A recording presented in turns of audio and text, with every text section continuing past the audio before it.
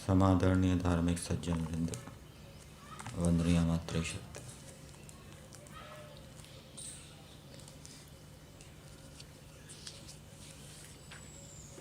जिस परमेश्वर ने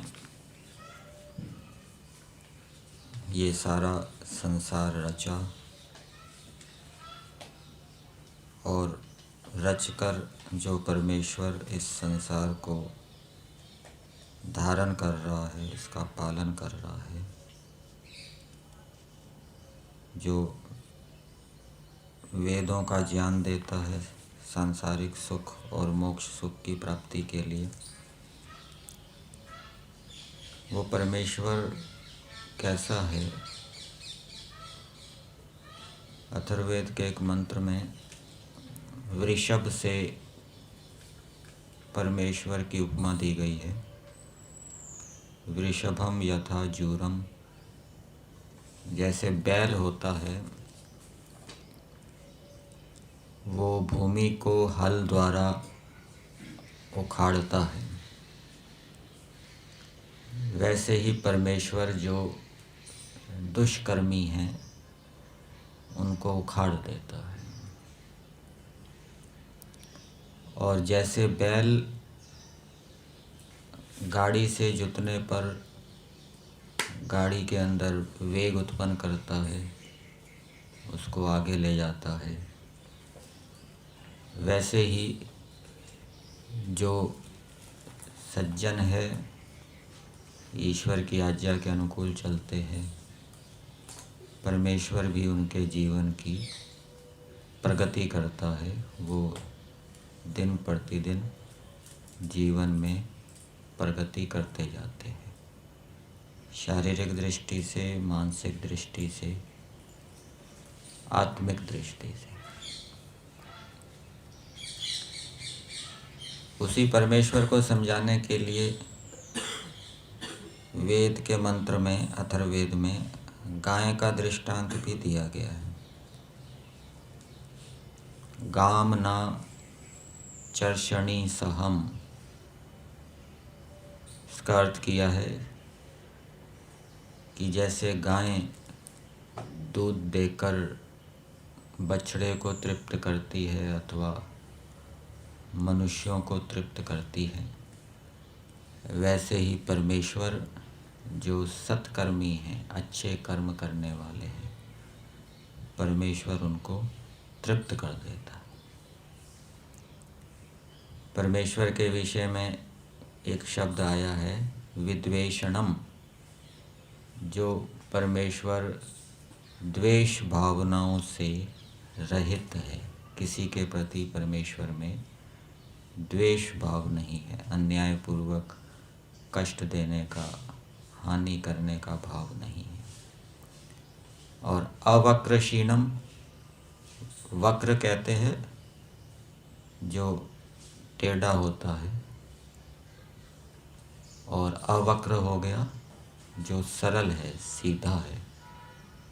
जो मनुष्य सरल है अर्थात मन वाणी वचन से, मन वाणी कर्म से जो एक है, जैसा मन में है वैसा वाणी से बोलता है, जैसा वाणी में है वैसा कर्म करता है, तो परमेश्वर उसका शीणम अर्थात उसको उसमें निवास करता है। सरल व्यक्ति के हृदय में परमेश्वर निवास करता है। सरल व्यक्ति को ईश्वर के जो संकेत हैं वो समझ में आते हैं, ईश्वर की प्रेरणाएं समझ में आती हैं और वो ईश्वर की प्रेरणाओं के अनुकूल चलता है। सरल व्यक्ति का अंतःकरण पवित्र होता है और पवित्र अंतःकरण के अंदर ही ईश्वर का निवास होता है। इसके विपरीत जो कुटिल है, कुटिल आचरण करने वाला है, मन में कुछ और है, वाणी में कुछ और बोलता है, असत्य भाषण करता है, हिंसा करता है, चोरी आदि करता है, उसका अंतःकरण हृदय अपवित्र होता है। ईश्वर ऐसे हृदय वाले व्यक्ति के हृदय में निवास नहीं करता। वेद के एक मंत्र में मनुष्यों को प्रेरणा दी गई है कि जैसे हम प्रतिदिन भोजन खाते हैं, भोजन का स्वाद लेते हैं, भोजन से तृप्त होते हैं, वैसे ही प्रतिदिन आनंद रस का सेवन करके मनुष्यों को तृप्त होना चाहिए। आनंद सत्वगुण का भी हो सकता है, और जिनकी समाधि लगाने की योग्यता है वो समाधि अवस्था में प्रतिदिन ईश्वर का आनंद प्राप्त करके तृप्त हों, और जिनकी अभी समाधि लगाने की योग्यता नहीं है, जो ध्यान कर रहे हैं, वो ध्यान के माध्यम से सत्वगुण को उभार कर तृप्ति को, आनंद को प्राप्त करें, आंतरिक आनंद को प्राप्त करें। अंदर से आनंद नहीं मिलेगा तो व्यक्ति बाहर के सुख के पीछे भागता रहेगा, विषयों के सुख के पीछे भागता रहेगा, और जब अंदर से आनंद मिल जाएगा तो फिर वो विषयों में सुख जो होता है उसके पीछे नहीं भागता।